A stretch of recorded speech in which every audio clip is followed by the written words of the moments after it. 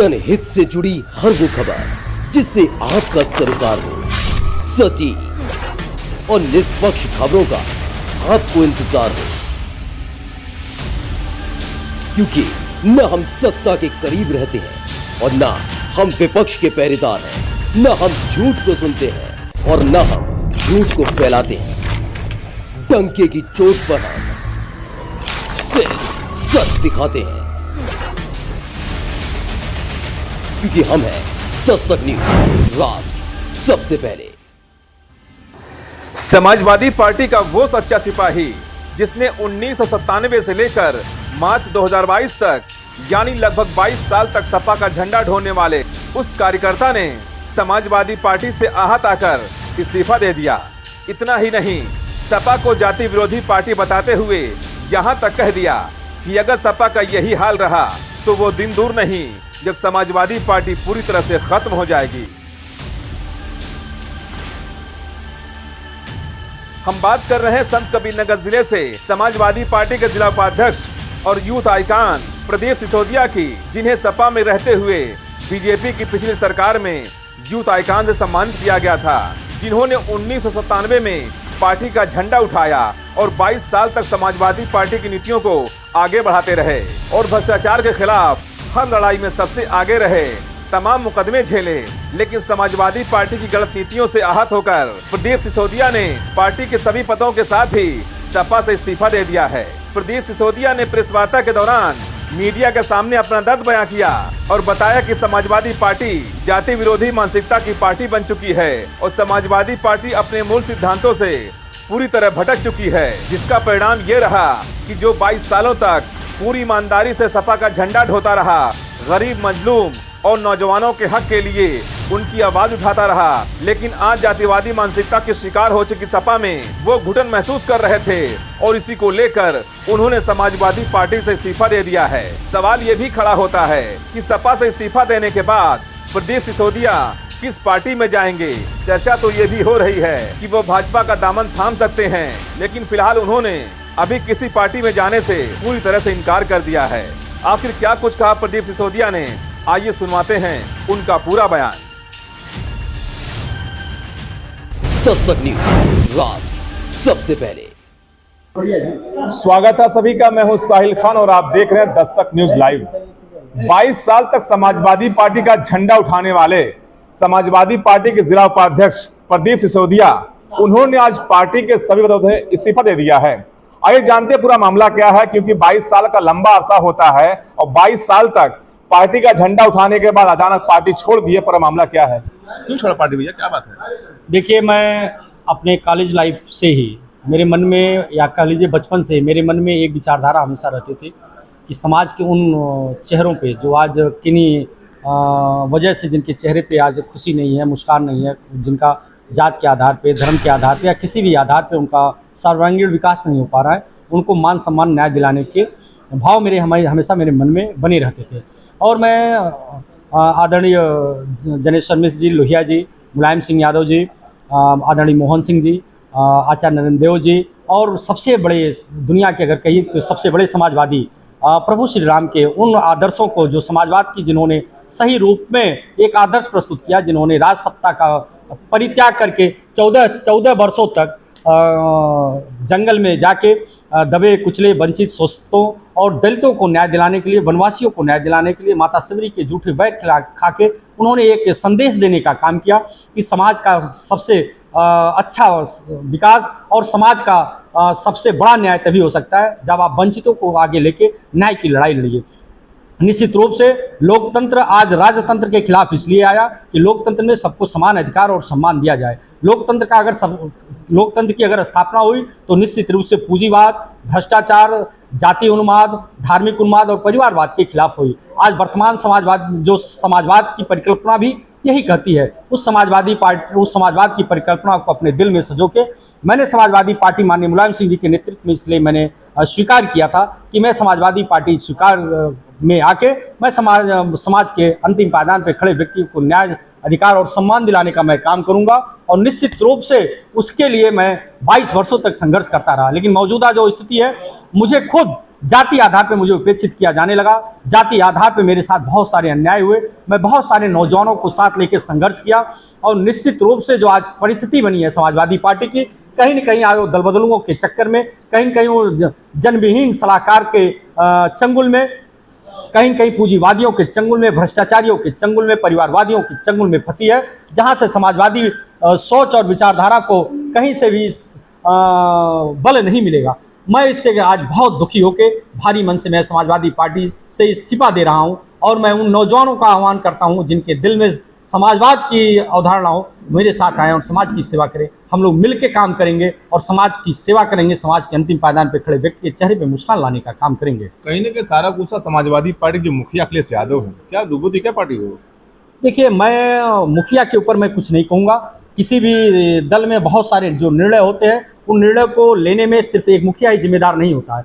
मैं मानता हूं कि गलती जितने भी आरोप होते हैं मुखिया के ऊपर जाते हैं, लेकिन जो मैं सबसे नज़दीक से मैंने जिस चीज़ को देखा, जो जनविहीन सलाहकार थे, जो कहीं न कहीं आज ऐसे लोग जो समाजवादी पार्टी में संघर्षों के कोख से नहीं गए हैं, जो लोग एसी कमरों से गए हैं, जो लोग व्यवसायी व्यक्ति हैं, जिन्हें कार्यकर्ताओं का मान सम्मान प्यारा नहीं है, जो कभी संघर्ष नहीं किए हैं, निश्चित रूप से ऐसे लोगों के काकस में समाजवादी पार्टी फंसी, जिसकी वजह से जाति, धार्मिक और धार्मिक उन्मादी, परिवारवादी, भ्रष्टाचारी और कहीं न कहीं अगर देखिए तो पूंजीवादियों के चंगुल में अगर फंसी है, तो समाजवादी पार्टी से इस तरह के गलती हो रही है और उसमें कोई भी व्यक्ति ऐसा नहीं है जो उसमें अपने आप को दोष मुक्त कर सके। सभी लोगों का दोष है और अगर यही परिस्थिति रही तो अगर समाजवादी पार्टी या किसी भी पार्टी में जहां कार्यकर्ताओं का सम्मान नहीं होगा, उस दल और संगठन के लिए सर्वाइव पाना बहुत मुश्किल होता है। गठबंधन भी कहीं ना कहीं इसी का हुआ।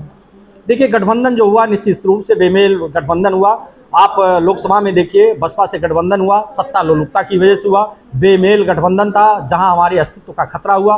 आज निश्चित रूप से समाजवादियों की सरकार बनी होती, लेकिन ओम प्रकाश राजभर और स्वामी प्रसाद मौर्य जैसे व्यक्तियों को मंच पे लाके जाति उन्मादी रूप से एक ऐसे चरित्र को प्रस्तुत किया गया जो निश्चित रूप से सभ्य समाज, पढ़े लिखे समाज और समाज के उन नौजवानों को जो निश्चित रूप से ऐसे व्यक्तियों को जो शहीदों के सपनों का जो देश था, जो शहीदों ने जिस देश को आगे बढ़ाने के लिए उनके सपने जो थे, समाज को सबके एक बराबर लाने के लिए उन्होंने अपने प्राणों की आहुति दी, निश्चित रूप से उसके खिलाफ इन लोगों ने काम किया और जाति, धार्मिक उन्माद पे सत्ता लोलुपता और सत्ता को ग्रहण करने के लिए इन लोगों ने समाजवादी पार्टी को डुबोने का काम किया और उन्होंने बड़ा नुकसान किया। 22 साल समाजवादी पार्टी में त्याग करने के बाद आज आपको मिला क्या?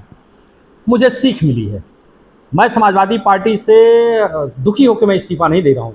मुझे आज अगर समाजवादी पार्टी ने मुझे एमपी एमएलए का टिकट नहीं दिया, कोई भी चीज़ नहीं दिया, तो मैं उस चीज़ से दुखी नहीं हूँ। मैं पद प्रतिष्ठा के लिए मैं समाजवादी पार्टी में नहीं था। मेरे मन में जो सोच थी समाजवाद की अलख जो थी, मैं लोगों के लिए मैं काम करना चाहता था, नौजवानों के लिए काम करना चाहता था, महिला माता बहनों के लिए काम करना चाहता था, इसलिए समाज के लोगों के लिए, सब समाज के लिए काम करना चाहता था। लेकिन जो समाजवादी पार्टी की जो दिशा और दशा है, ऐसे लोगों को समाजवादी पार्टी में नेतृत्व देने का काम किया जाने लगा। जो जगत जननी माँ के ऐसे नेताओं को शामिल कराया गया जो जगत जननी माँ को कब्र से निकाल के बलात्कार करने की बात करते हैं, ऐसे मानसिक विक्षिप्त व्यक्तियों को आगे करा के समाजवादी पार्टी से उनका स्वागत कराने का काम कराया जाने लगा। निश्चित रूप से यह परंपरा समाजवादी पार्टी को बड़ा नुकसान पहुंचाई और मैं इस आहत मन से मैं समाजवादी पार्टी से इस्तीफा दिया हूं कि समाजवाद की जो परिकल्पना, प्रभु श्री राम के आदर्शों की जो परिकल्पना मेरे मन में है समाजवाद को स्थापित करने के लिए, लोहिया जी के उन संदेशों को मैंने आत्मसात किया जिसमें उन्होंने कहा था कि आपके परिवार में या आपके संगठन में कोई अगर विसंगति हो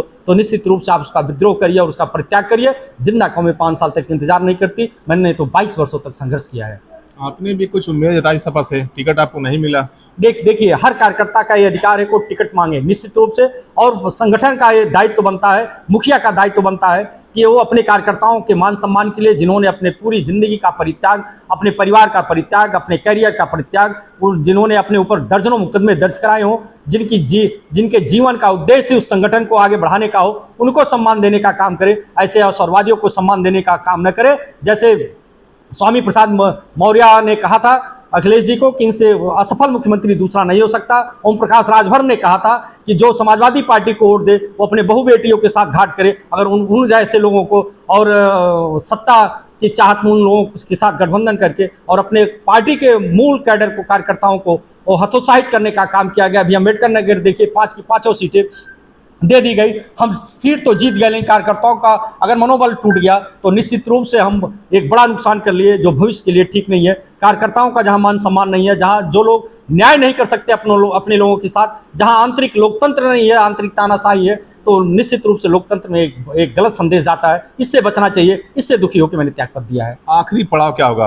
अगला पड़ाव? मेरा शुरू आज कल सारा पड़ाव मेरा समाज सेवा है। समाज के उन वंचित लोगों के लिए, ऐसे नौजवानों के लिए, ऐसे लोगों के लिए जिन्हें न्याय की ज़रूरत हो, जिन्हें मेरे सहयोग की ज़रूरत होगी, जो भी मेरी क्षमता है मैं अपने लोगों के साथ, अपने नौजवानों के साथ मिलके उनकी सेवा करने का काम करूँगा। मेरा मन, मेरा जीवन सब समाज के लिए समर्पित है। मैं उनकी सेवा के लिए अपने आप को पूर्ण रूप से समर्पित करता हूँ। लेकिन लोग कहते हैं कि राजनीति में रह के लोगों की सेवा अच्छी कर सकते हैं। हाँ, निश्चित रूप से राजनीति में रह के सेवा कर सकते हैं, लेकिन राजनीति का जो मूल चाल और चरित्र होना चाहिए, निश्चित रूप से वो समाज के और अपने कार्यकर्ताओं के, सारे लोगों के सेवा भाव को लेके और सबको न्याय और सम्मान दिलाने का होना चाहिए। जिस दल में आम जन के प्रति भेदभाव जाति आधार पे, धार्मिक आधार पे, जाति उन्माद के आधार पे अगर हो, तो निश्चित रूप से वहाँ न्याय का काम नहीं हो सकता है और ऐसे दल बहुत दिन तक जिंदा नहीं रह सकते। भारतीय जनता पार्टी को आप किस तरह लेते हैं समाज, और यहाँ योगी जी दोबारा मुख्यमंत्री बन गए हैं? देखिए, जो लोकतंत्र है, लोकतंत्र में जनादेश का सम्मान होता है। निश्चित रूप से अगर योगी जी दोबारा मुख्यमंत्री बने हैं तो ये जनता का निर्णय है। जनता के निर्णय जो भी है सिरोधार है। मैं उम्मीद करूंगा कि योगी जी को जनता ने जिस आशा और विश्वास के साथ मुख्यमंत्री बनाया है, योगी जी उनके उन आशा और विश्वासों को पूरा करेंगे। भाजपा को आप किस तरह लेते हैं, किस तरह पार्टी? देखिए, भारतीय जनता पार्टी का मैं कभी सदस्य नहीं रहा हूँ। मैं उसके बारे में उतनी गहराई से नहीं जान सकता हूँ जितनी मैं समाजवादी पार्टी को जानता हूँ। राजनीति में रहे 22 साल तक सपा संभाला आपने, 22 वर्षों से मैं समाजवादी पार्टी का ध्वजवाहक रहा हूँ। निश्चित रूप से मैं समाजवादी पार्टी की नीति और रीतियों का मैं प्रचार प्रसार करता रहा हूँ और मैं प्रमुख और ईमानदारी के साथ मैं भारतीय जनता पार्टी की जो भी नीतियाँ गलत थी उसके खिलाफ मैं विरोध में करता था और उनके खिलाफ मैं रहता था।